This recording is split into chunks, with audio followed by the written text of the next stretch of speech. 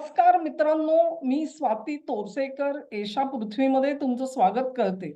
बऱ्याच काळानंतर म्हणजे कालावधीनंतर डोनाल्ड ट्रम्प यांनी भारतामध्ये रीतसर एक राजदूत पाठवण्याचा निर्णय घेतला आणि त्याच्यासाठी सर्जिओ गोर यांची नेमणूक झाल्याचं जाहीर झालेलं होतं.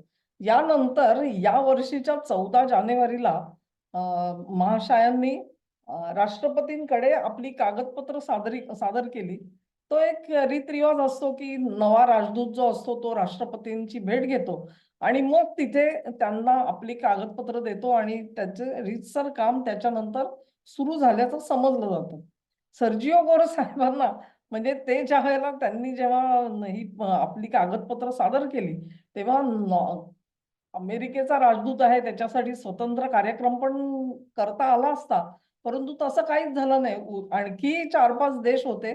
त्यांचेही राजदूत असेच कागदपत्र घेऊन आले होते आणि एक कॉमन समारंभ केला गेलेला होता. अनेक संकेत भारत देत असतो आणि ते वेगवेगळ्या पद्धतीने समजून घेतले तर त्यांना समजून जाते. असो, सर्जिओ गोर हे त्यांच्या अगोदरचे जे राजदूत होते त्यांच्यापेक्षा बरे दिसतायत. निदान तोंडाने बकबक करताना दिसत नाहीत. पण त्याला म्हणतात ना, की कारवाया मात्र तशाच चालू आहेत असं दिसतं. उदाहरणार्थ 14 जानेवारीला सूत्र हातात घेतल्यानंतर साहेब 1 फेब्रुवारीच्या आसपास आर-बी-आयच्या गव्हर्नरला जाऊन भेटलेले होते. आता आर-बी-आयच्या गव्हर्नरकडे अमेरिकन राजदूताचं काय काम आहे? अमेरिकेचा राजदूत जो आहे त्यांनी बाबा इथे राजकीय घडामोडी काय घडतायत, कशा घडतायत, खुद्द केंद्र सरकारशी सल्लामसलत करावी, त्यांच्या भेटी घ्याव्यात. तर इथे अमेरिकेचं जे एकंदरीत कामकाज चालू आहे तुम्ही बघाल, की वेगवेगळ्या विरोधी पक्षाच्या नेत्यांना जाऊन भेट, याला भेट, त्याला भेट. कुठून ना कुठून तरी काहीतरी अर्थात एक लक्षात ठेवा, भारत सरकारची परवानगी नसेल तर त्यांना या भेटी पण घेता येत नाहीत.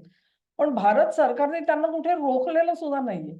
काय करणार आहात तुम्ही? जाऊन भेटा, बघू आम्ही काय करतो पुढे ते. भारत सरकार शड्डू ठोकून उभे आहेत. पवित्र असं आहे, की पण अजूनही पाय जमिनीला लागलेले नाहीयेत. तर साहेब भेटले कोणाला? तर आर-बी-आय गव्हर्नरला. आर-बी-आय गव्हर्नरला कशासाठी भेटले? काहीतरी थांबवायचं होतं. कुठला तरी निर्णय गव्हर्नर साहेबांनी घेऊ नये अशी इच्छा होती यांची. आणि काय इच्छा होती? कुठला निर्णय होता हा आर-बी-आयचा? आर-बी-आयने असा निर्णय घेतलेला होता, की अ, पेट्रो रुपी आता आपण सगळेजण पेट्रो डॉलर इतके म्हणतो, की आता सध्याला पेट्रो युआन शब्द आलेला आहे. पण पेट्रो रुपी हा एक महत्वाचा कॅटेगरी आहे. आपण म्हणजे रशियावरती सँक्शन्स होती आणि त्याच्यामुळे अ, त्यांच्या ज्या बँका आहेत त्या स्विफ्ट सिस्टीम मधून त्यांना वगळण्यात आलेलं होतं. मग अशा परिस्थितीमध्ये आपण जे तेल घेत होतो त्याचे पैसे कसे द्यायचे? हा प्रश्न होता. तेव्हा भारतामध्येच एक खातं उघडलं गेलेलं होतं आणि भारत त्याच्यामध्ये रुपये जमा करत होता. पण ह्या रुपयांचं नेमकं करायचं काय? ते मायदेशी कसे न्यायचे? हा रशियासमोर प्रश्न होता.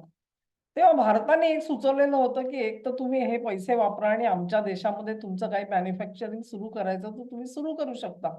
हे पैसे आहेत. पण अ, तसे जरी झाले तरी असे किती तुम्हाला वापरता येणार पैसे? कारण तेल आपण बऱ्यापैकी मोठ्या प्रमाणामध्ये आयात चाललेली होती. तेव्हा सरतेशेवटी भारत सरकारने त्यांना एक परवानगी दिली, की अशा तऱ्हेने हे जे पेट्रो रुपी तुमचे इथे जमा झालेले आहेत, तुम्ही आमच्या शेअर मार्केटमध्ये ते वापरू शकता. आता ही जी परवानगी मिळाली शेअर मार्केटमध्ये म्हणजे तसे स्टॉक्स नाही घेता येणार त्यांना, पण बॉन्ड्स घेता येतील. जे बॉन्ड्स आर-बी-आयनी टाकलेले असतात, त्या बॉन्ड्समध्ये तुम्ही पैसे गुंतवू शकता. अशी परवानगी जी आहे, ही परवानगी जेव्हा मिळाली, तेव्हा हे पेट्रो रुपी सगळे भारताला कर्जरूपाने एक प्रकारे बॉन्ड म्हणजे काय? कर्जच असतं ते. कर्ज रोखे म्हणतो. तर ते मिळणार आणि त्याचा वापर हा विकासासाठी केला जाणार भारताच्या. हे सगळं जे गणित आहे, हे गणित साहेबांच्या निश्चित लक्षात आलं आणि ते ताबडतोबीने धावत पळत गव्हर्नर साहेबांना भेटायला गेलेले होते. आणि गव्हर्नर साहेबांनी जरी भेट घेतली त्यांची, तरी सुद्धा निर्णय थांबला नाही, हे लक्षात घ्या पहिल्यांदा. तेव्हा हे यांना लक्षात यायला पाहिजे की आपण जरी काही बोललो तरी देखील ते सगळं तसंच होतं असं नाहीये. आता असं आहे की जे काय पेट्रोल रुपीचं व्हायचं ते झालं. आता पुढची स्टेप आरबीआयच्या गव्हर्नरने घेतलेली आहे आणि गेल्याच आठवड्यामध्ये त्यांनी सर्व बँकांना एक मार्गदर्शन पर इन्स्ट्रक्शन पाठवलेले आहेत आणि त्या इन्स्ट्रक्शन्स अशा आहेत की बँकांना आता 100 मिलियन म्हणजे 10 कोटी डॉलरच्या पलीकडे फॉरेन एक्सचेंज ठेवता येणार नाही. महत्वाची स्टेप आहे, लक्षात घ्या.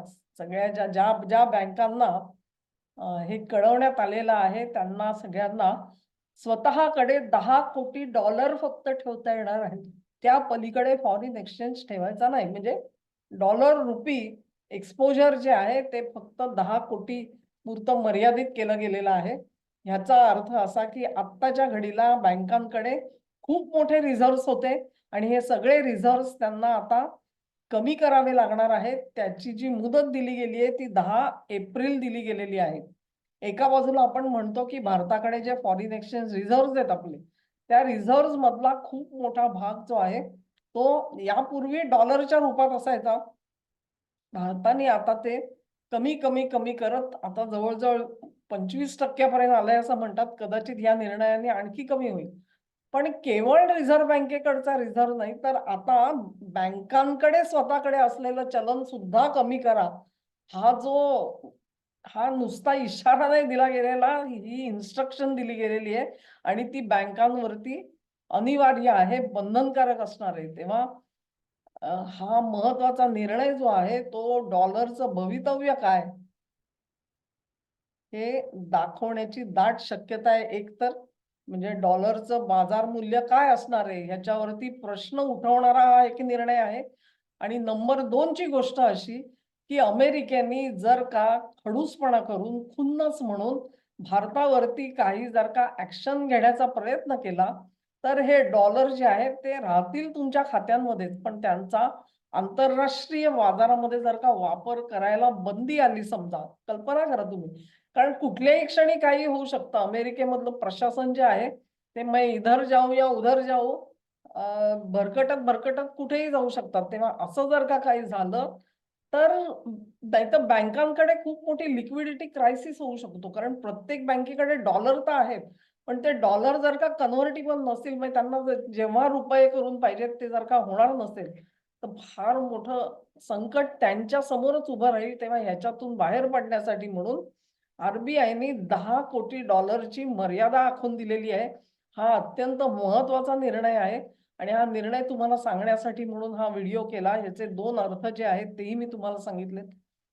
तुमच्यापैकी कोणाला जर का ह्याच्यावर अधिक काही माहिती असेल तर मला ईमेल पाठवा. ईमेल ॲड्रेस जो आहे तो तुम्हाला व्हिडिओच्या खाली मिळू शकतो. आणि तुमचं मत जे आहे ह्याच्यावरचं ते सुद्धा मला जरूर कळवा. हा व्हिडिओ आवडला असेल तर लाईक करा, शेअर करा आणि चॅनेलला सबस्क्राईब करा आणि सहकार्य असं चालू ठेवा. नमस्कार.